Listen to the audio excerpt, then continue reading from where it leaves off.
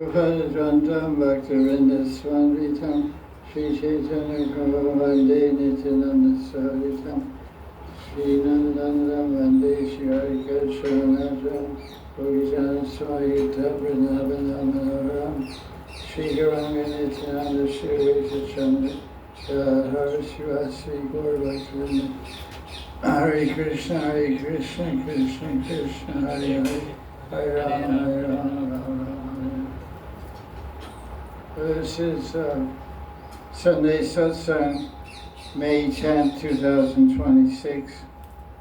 We're discussing Bhakti Sandarbha, translated and commented by Sri Satyanarayana Das Babaji Maharaj. The book is written by Jiva Goswami. We're on Anucheta 142, page 829.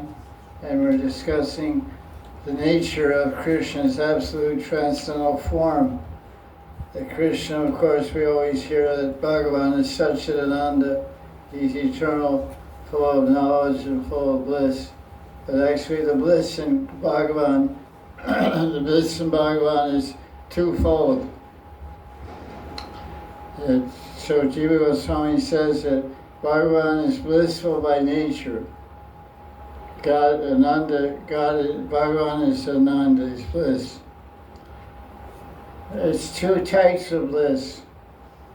One is called Srupananda and Sru Shakti Ananda. So what's the difference?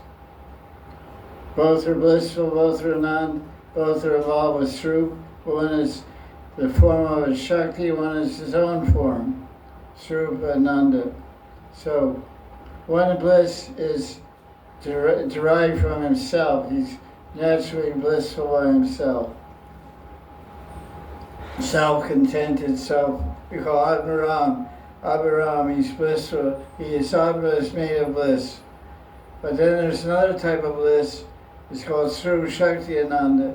And that's the bliss he gets from his Shakti expansions. Like Ladni Shakti is a Shakti expansion of the Srupa Bhagavan. Huh? I said Radha, sorry. Yeah, you're right. I couldn't help it. Yeah, you're in ecstasy, that's good, okay. Yeah. Sorry. Nice. So you're in bliss. So Sru Shakti Ananda is the bliss that his Shaktis produce when they're connected to him, when they're serving him. Because all of Krishna's Shaktis are serving him. So his Ladni Shakti serves him, his Samvid Shakti serves him, and his Sandini Shakti serves him in different ways, in different forms. So what happens is that the bliss of his own being is Srup Shakti Anand, is Srup Anand, the bliss of himself. He transfers that bliss into his bliss, he puts in his Shaktis. It's like, for example, a father may be rich. He has millions of dollars. He has 5 kids. So he has 3 kids, 3 children. They don't have any money on their own. They're not working. They have no way to generate money. But he may give each kid $1 million. Then with that $1 million, they buy different gifts for the father, and they do different sevas for the father. The father gets bliss from that seva and from those gifts that are given by his children. But what's the source of that money, that energy that gave him the bliss of those gifts and that seva? It's him himself.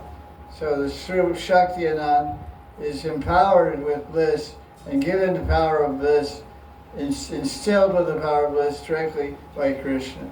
And then when that Shakti serves Krishna and offers back to Krishna, Krishna feels the bliss by that. So Jiva Goswami explains, first Krishna puts his bliss potency in his devotees. Then he relishes that bliss present within them, through loving reciprocation with them. By saying that Krishna puts his bliss in the devotees is another way of saying Krishna gives us love. Love is not inherent in the jiva. The potential, the Sru Lakshana, the primary characteristic of the jiva is to serve, but he's not made of bliss. by nature. He just has potential to render service. And if he serves the material energy, he doesn't get bliss. He just does his duty, does his karma. But Krishna puts love in the jiva's heart. And then the jiva, was inspired by that love, which is called bhakti, bhakti shakti, which is actually love or prema, a drop of prema. Then that devotee serves Krishna with that loving devotional energy. Then Krishna gets great joy from that, and he shares that joy with the devotee. That's why we say seva is bliss. But the bliss is given by Krishna. The ability to do seva is given by Krishna. And so we say, Jivara Swarupaya Krishnara Nityadas. This is a Swarup, Jivara Swarup. The Swarup, the nature. Swarup means nature. The nature, the characteristic of the jiva is to serve. But he doesn't have the seva vasana. Seva vasana means the desire to serve. He has potential, but not the active energy of service. So many people have potential to serve Krishna, Rama or Bhagavan, and they're not doing it. There are millions of people in the world, no one's engaging in the service of Krishna. But their nature is to serve, so they're serving Maya. They're serving their body, serving their senses, serving their country, serving their family, serving their bosses. But when Krishna puts his love potency in the heart, which is called the Bhakti Bijam, the Bhakti Bijam flourishes as seva, called seva vasana. So what does the Guru give? The Guru puts Bhakti in the heart, which is a combination of two Swarup Shaktis of Krishna. Swarup Shakti, two Swarup Shaktis of Krishna. Dadi Shakti and Samvid Shakti. When one gets Bhakti, he gets knowledge. Bhagavat Vishesh Gyan, and there's two types, definition of Diksha. Bhagavat Shrut Gyan, no, Bhagavat Adma Vishesh Gyan or something like that. Somebody, when you get these two types of knowledge that come with Diksha. One is Bhagavat through understanding, primal understanding of the Swarup and form of Bhagavan Sri Krishna. That's called Bhagavat Swarup Gyan. And the other is Sambandha Vishesh Gyan. The special, Vishesh means special understanding of my relationship with Bhagavan. And some people say this means get Siddhadeha. Because some gurus,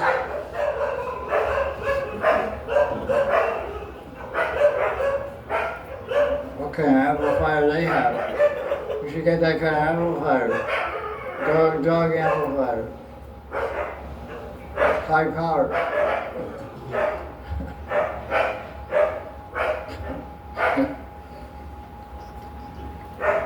That's some of the. Is that Chandrali's party or Radharani's party? Chandravali. Huh? Chandravali, of course.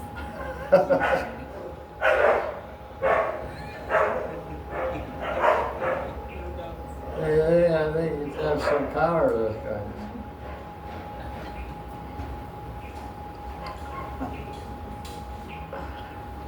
Krishna puts his love in the heart of the devotee, and he relishes that bliss present within them through loving reciprocation with them. Come on, guys, call it, will you? When Bhagavan puts his bliss potency in the devotee serves Krishna out of love. And Bhagavan feels greater bliss than when he experiences the bliss of his own being. It's like you have money, you have millions of dollars, so you have a kind of happiness to know that I'm rich. But your wife takes some of your money and goes buys you a new car by surprise, and she gives you a gift. That money which is yours gives you more happiness coming through the hand of your wife offered with love as a form of a gift. Even though you bought it, it gives you more happiness than their own happiness is knowing I got a lot of money. So someone takes Krishna's bliss potency and offers bliss seva back to him. He likes that more than the bliss that he's made of. So now that Satyanarayana Das uses, father gives money to his little child The little child buys a gift for the father. The greatly pleased with the father. Okay. Just like that story of this funny story comes to mind about Guru Purnima. There was an ashram and many disciples in the ashram of the Guru. And Guru Purnima is the birthday of Vyasadeva. So every disciple in India, they worship their Guru on Guru Purnima. It's around July sometime. And so this particular year, there was a big function. There was a big pandal, a big stage, and bands were set up, and different Goswamis and Pandits were called to give lectures on Guru Tattva and Krishna Bhakti, and thousands of plates of prasadam were distributed, and many thousands of people attended the function. It was a big function. So after it was done, the Guru asked the disciples, how you did all this big function? We haven't had a function like this ever before. It must have cost a lot of money. So how did you do it? And the disciple said, oh, Guru Maharaj, it's all your mercy. It's all your mercy. Okay, it's my mercy, everything's my mercy. But where did the money come from? Oh, Guru Maharaj, we took it out of your bank. Well, your disciple was your treasure. We thought we should do some big seva this year to show our gratitude, our love. So we took out 20 lakhs from your bank account and spent it. What? You didn't ask, you didn't get permission. Oh my God. So the disciple said, American excuse, well, Gurudev, we thought it's easier to get forgiven than it is to get permission. So please forgive us. So Gurudev said, go peel potatoes. Anyway, so there's an idea. This is an example that the Guru didn't get pleased by taking his energy and spending all his money. I had that experience also myself one time. Somebody bought me a gift, and they said it was my money. Because they were holding some money for me, and they gave me a gift. And so I said, I don't know. Anyway, long story. Life is so surprising. Everyone has their own experience of surprises. So I won't bore you with my surprise experiences. You have your own collection, I'm sure. So Krishna is known as Baba Bandhu. What does that mean? Baba Bandhu, loving friend, Jiva Jago. Bandhu, Jiva Bandhu, Gopal Bandhu, friend of Gopal. Baba means love, loving friend. Is there any better loving friend than Krishna? No. He's with you when you sleep. He's with you when you're sick. He's with you when you're healthy. He's with you when you're rich. He's with you when you're poor. My friend who's having some hard times in life, he came and met me today. He quoted a verse from Bhagavad Gita. Bahuni me yavatitani.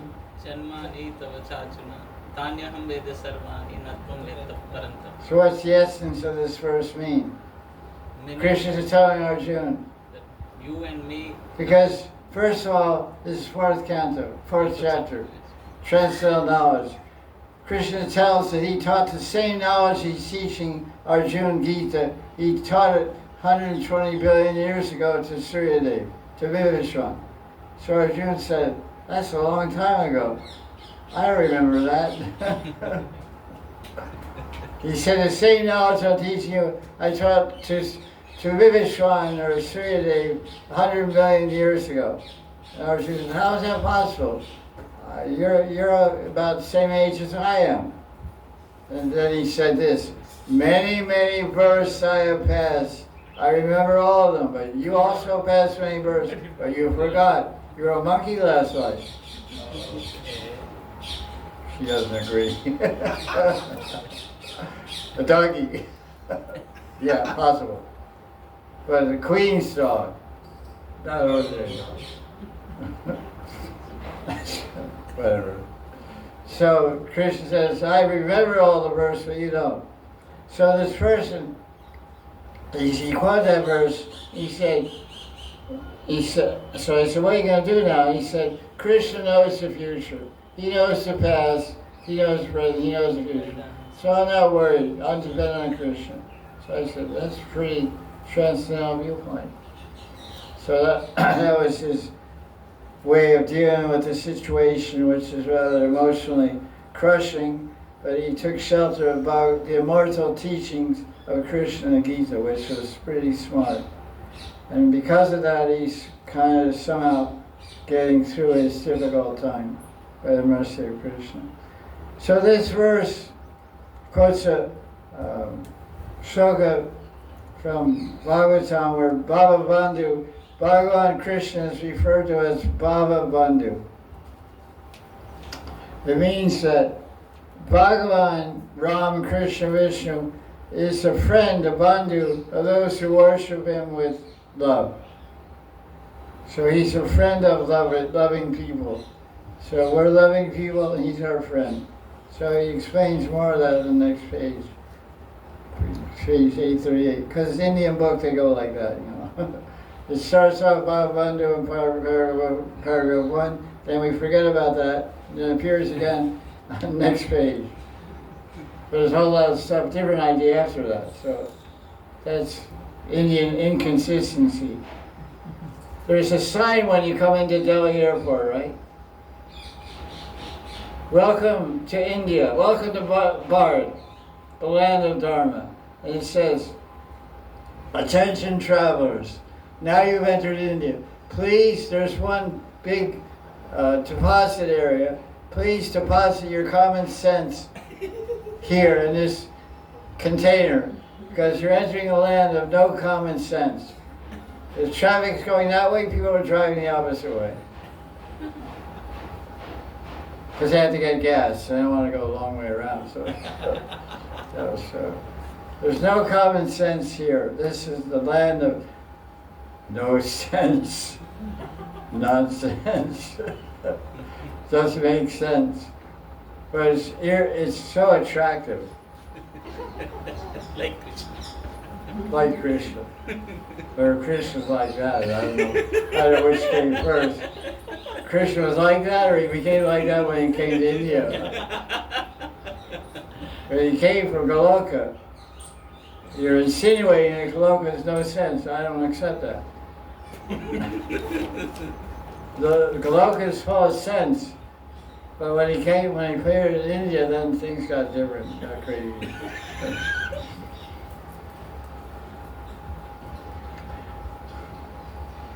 Bhagavan has two different ways of dealing. Paramatma deals in a detached and neutral manner, facilitating a jiva's karma.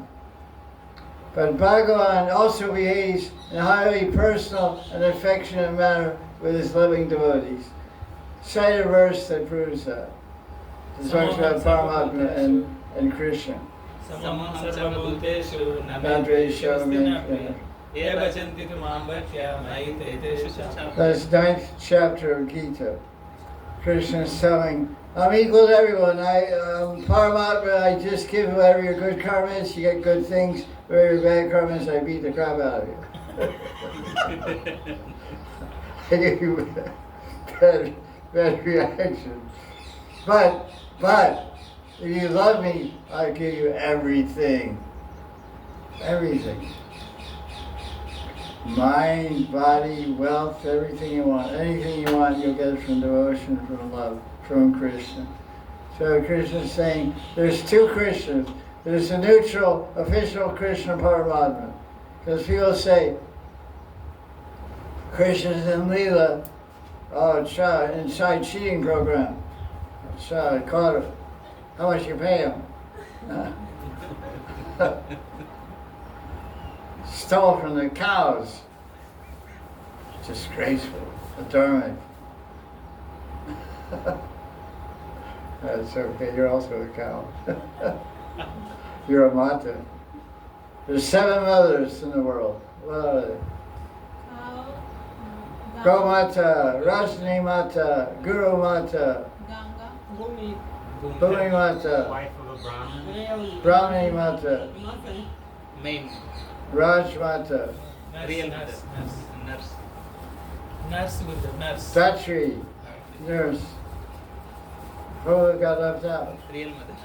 Jana Mata. So, Jana. you're a Gomata. Baby cow. So you can steal the roti. It's okay. As long as I'm not looking. So Krishna behaves very personally and affectionately with his devotees. So the question is asked, who hears my prayers? Because Krishna and Leela and Paramatma is neutral. What's the answer? Krishna hears. Krishna hears. What's an example? Upashrutya from Nanda Baba, he hears. Nanda Baba was Shri Chaturdasi. He went to Ambikavan, which is somewhere, there's 2 Ambikavans in Brajmanda. One is in the west side somewhere by Kamivan. And Nanda Baba went there to worship Shiva and Chaturdasi, and a python swallowed him up. And all the Brajvasis who were with him were trying to beat up the python with burning logs, but he kept swallowing. So Nanda Baba cried out, Krishna, Krishna Mahabaho, oh great strong-armed Krishna, please save me. And Krishna was 40 kilometers away in Nandagram, sleeping in his bed in the palace. But the Sanskrit verse in the 10th canto of Bhagavatam explains Upashutya. Upa means nearby, where we say Upasana. I'm doing Krishna Upasana. Asana means to sit, and Upa means near. So we do puja by sitting near the Thakurji and doing puja. Or Guru Upasana means we sit near the Guru and chant our mantras or do our puja or whatever. Guru Upasana, Krishna Upasana. Asana means to sit, and Upa means near. So Upashutya means he heard as if nearby. So Krishna is in the heart of every atom, and every atom of Krishna is there. So his body, his senses, ears were in Nandagram, but he heard the prayers of Nandaraj 40 kilometers away. So 40 kilometers away, or 4 light years away, Krishna in Goloka, he hears the prayers of his devotees and responds. Because Krishna has Anantarupam, so one form he's in Leela, he doesn't stop being in Leela.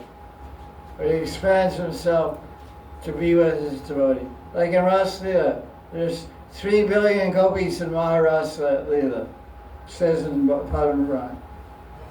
3 billion gopis, and in the center of Ras Leela there's one Krishna. He's always in Leela with Radharani. But outside, in the circle, there's billions of Krishnas dancing with every gopi. So every gopi felt that I'm dancing alone with Krishna. The Yogamaya covered her perception of anyone else. So every devotee has his own Krishna.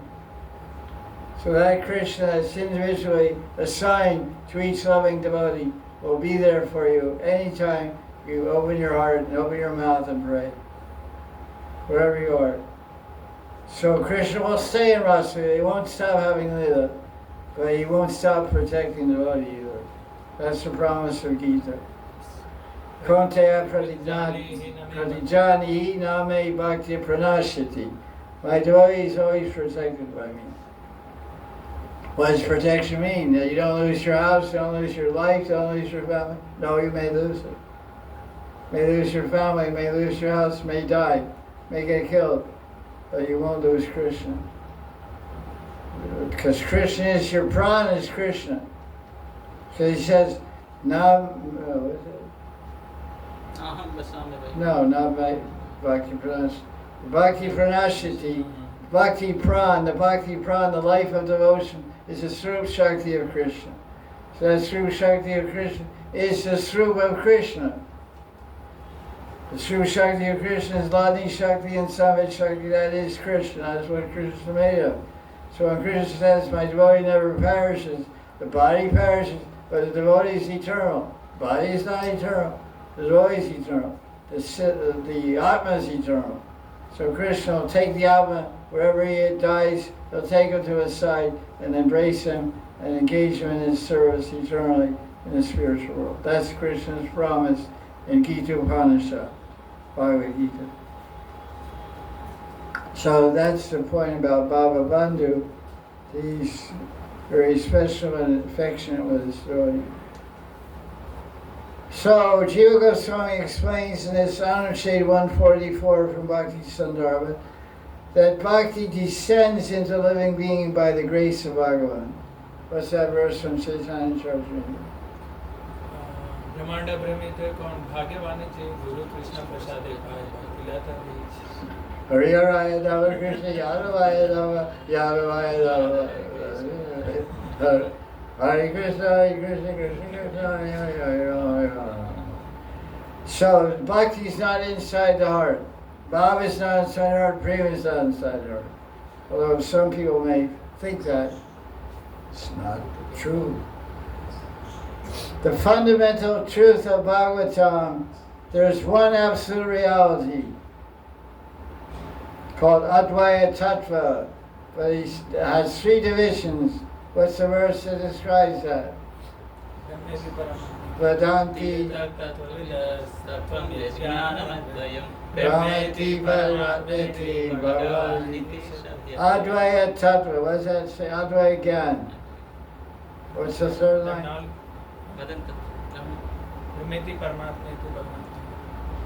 No, it's Vedanti Tattva Yatat Gyan Advayam. Advaita Gyan. The non-dual truth, the absolute truth, is three divisions: Bhagavan, Paramatma, and Brahman. It's all one aspect, three aspects of one absolute reality.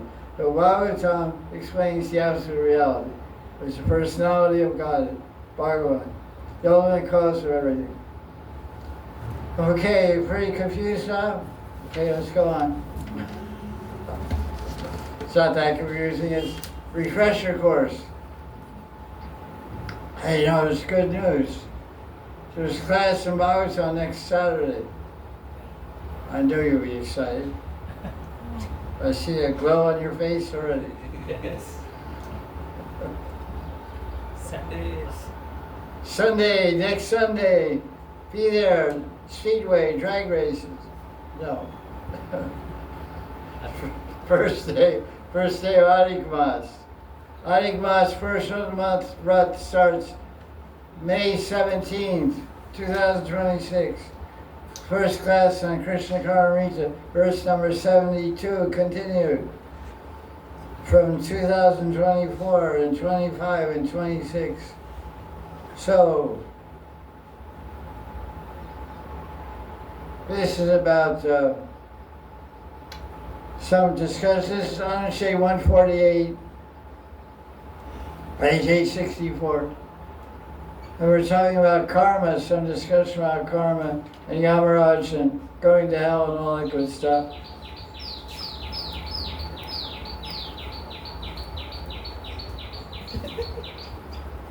Birds are such a great gift to the world.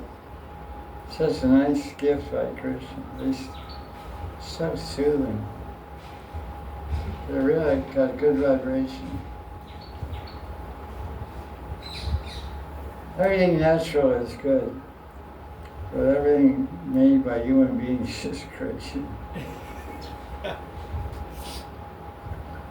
The basic defect of living beings in the material world is turned away from Bhagavan.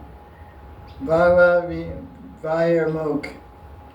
Bhagavan, all saints and all shastras teach one thing: to turn people's awareness towards Bhagavan. This is called bhakti. The law of karma operates mechanically and impartially, maintains balance and discipline in the universe. It helps conditioned soul, ultimately helps one turn their awareness towards Bhagavan. Once a person takes to bhakti, even unconsciously, the law of karma no longer serves any purpose. Consequently, the law of karma has jurisdiction only up to the point when a person starts to practice bhakti. Okay. Oh, here's an interesting discussion here. Results of bad karma are given by Yamaraj, by the Yamadutas. They take him to Yama's abode. His karma, the person's karma, is examined.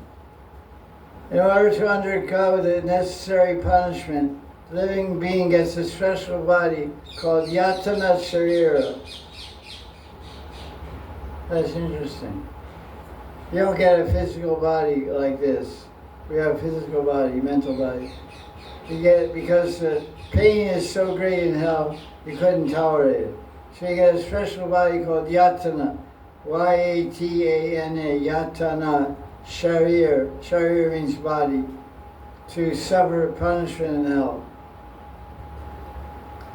One does not have to be a perfect devotee to get freedom from the messengers of Yama. So even if you have some sins stored up, you won't see the Yamadutas if you have Tulsi neck beads on. That's what they say. I think it's an extra devotion also. I can't remember that. I may be hard about to be lost. Tulsi neck beads are a good insurance policy. But sometimes, people are sinful, they get in a car accident, their neck beads get cut off. They fall off, and then the insurance policy. Problem. One day he got in a car accident, got his head cut off. Anyway, his consciousness is the main thing. Yamaraj is well acquainted with bhakti, so he tells the Yamadutas, never touch a person who has engaged in bhakti even once. So you guys are protected. Yamadutas you won't see him, unless you think I'm one.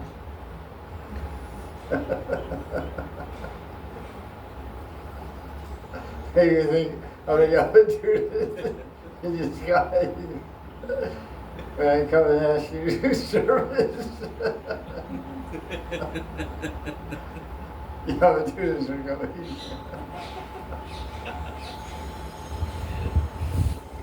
Okay.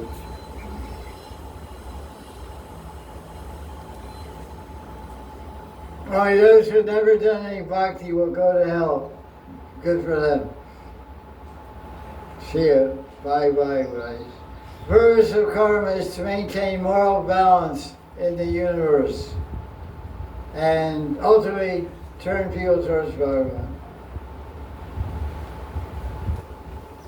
Bhakti will purify a person immediately as fire burns up dry wood. A devotee is not liable to the law of karma. All the purpose of scriptures, rules, and regulations is to bring a person to the point of bhakti. Once one is doing bhakti, he is beyond rules and regulations. Such a person is naturally outside the jurisdiction of Yamaraj. Okay, that's about it for that one. I got some other thing here also. 886. We're skipping it. So that's good news. We're going to see a lot of bad guys in our life, but we won't see how to do this.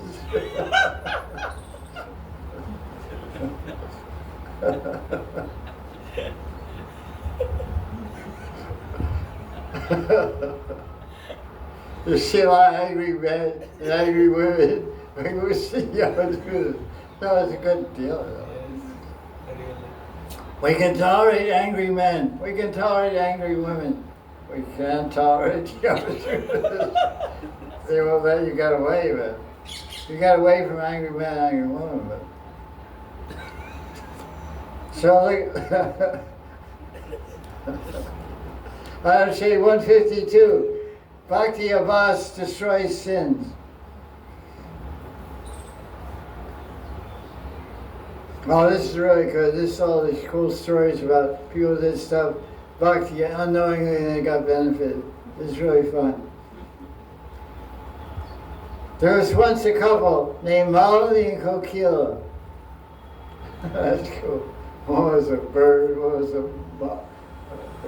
lata, a flower. Whatever. They lived in an old abandoned temple. And one night they got drunk on wine. They tied some cloth to a stick and they danced around the temple. Drunken. But it looked like they were installing a flag on the temple. So when they died, they went to Vaikuntha. So see how valuable it is to put a flag on the temple. This neighborhood, I was the first one to have a flag. The second one was Maharaj after 2 years.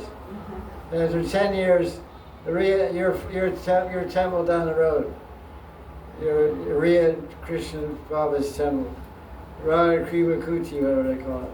Down there, they have a nice dome, shikara, and a flag. So that's the third one. And last week, the guy over this across the street has one also, Hanuman. The first one. So that was fun. The guy got ketchup. Trendsetter. So, okay, now there's another story. A bird. A bird was shot by a hunter.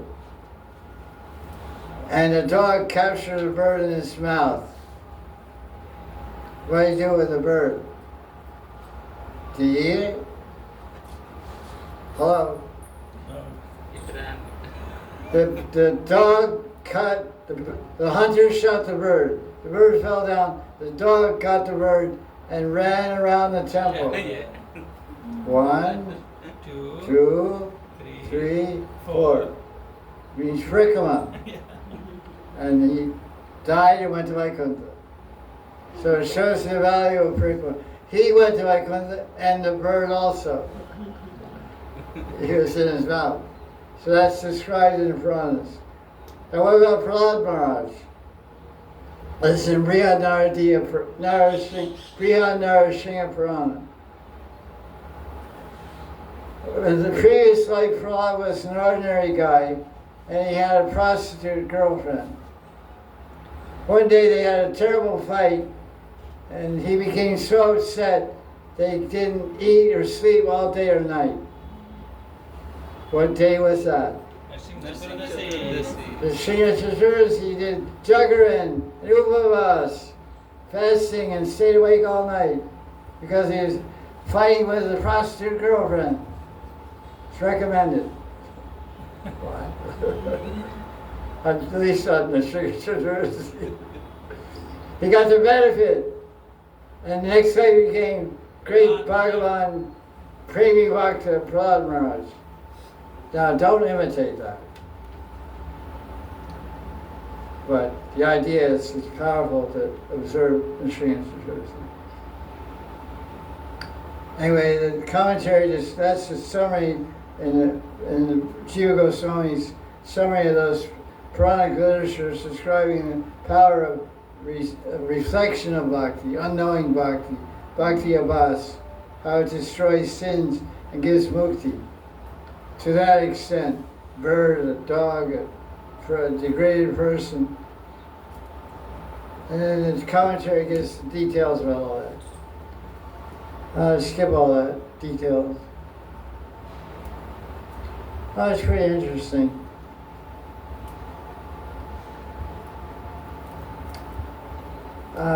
So one sage, this is the elaborated story about the flag. He went to visit a king, and the king gave him a great reception. And he said, he asked the king, he said, why are you so particular about offering a flag in the temple, and your queen who dances for the pleasure of the deity. So the king and the queen had a temple in their palace, and they're always raising a flag and the different flags in the temple. So the sage was asking, why are you so attached to that? So the king and queen remembered their previous lives. The king said, in the last life I was a Sudra named Mahanidhi. I was very bad, I had very bad behavior and was very irreligious. I drank liquor, told lies, did stealing, and hung out and enjoyed prostitutes. I left my family because of my bad conduct. I went and took residence in the forest. I found an old Vishnu temple and started living in it. I was a hunter. I maintained myself by hunting animals. One time an Aboriginal woman came there. She was also abandoned by her family, and she was very skinny and malnourished. I felt compassion and gave her some of my food. We started living together. One night we got drunk, began dancing and whirling our clothes. That's a little more detailed now. I was pretty drunk. We're close in the air, just whirling. Not saying what, but. When we died, Yamaduta came together, but Vishnudutas also came. Yeah. They had a big argument amongst them. We want it, we'll take it, no, you take it. And then they said, well, you know, you offered a flag, you raised the flag in the temple and danced for the deity. They were drunk, dancing in an abandoned temple, but it was in a temple, and they were dancing in a temple, drunk, and raising a flag. The flag was their underwear.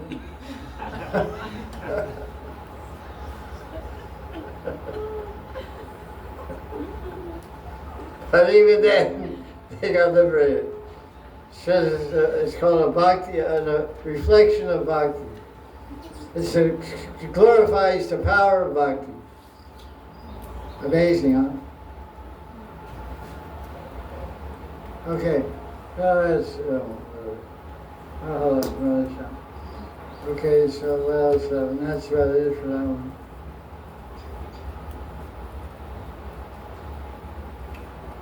Then he makes a comment about the holy name. The chapter talks about the holy name. This is Anujay 152. And he explains that the Avatar Guna Karma Vidambanani. Avatar Gun Karma Vidambanani, which means all your avatars that descend or manifest, the specific names of avatar are identical as avatars and endowed with the same potency. In other words, Nam Akari Bhavadani Jasarva Shakti Tatra Pitani Amatasra Nena Kala Etat Rashita Kripa Bhagavan Mamapi Durdevami Jishami Hajani Nanaraga. That Krishna's name is Krishna. So when you say Nrsingadev, the Shringa is there. Say Jai Jai Nrsinga, Srina Nrsinga, Jai Jai Nrsinga. Just by saying the name of Nrsinga, he's there. By saying Ra, Ra is there. But if you're drowning, you call out the name of Kurma. So we hear many stories of dolphins and porpoises coming to save drowning human beings.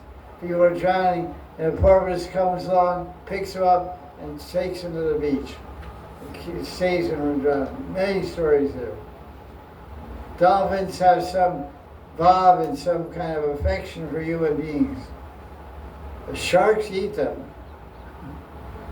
Sharks eat human beings, whales eat human beings, orcas eat human beings. But dolphins, we don't hear any record of dolphins, but we have many examples of wild dolphins in the ocean coming, picking up somebody, some lady, a guy, taking them, saving them. So that dolphin could be Karma. You're drowning, say, Karma Bhagavan. He comes, he lifts you up, like he's a turtle, they swim in the ocean, swim in the lake, swim in Radhika, he'll save you. So I think that's it for Bhakti Sandarbha for now. We'll continue 1 month from now, after Adhik Mas. Okay, let's get going on here.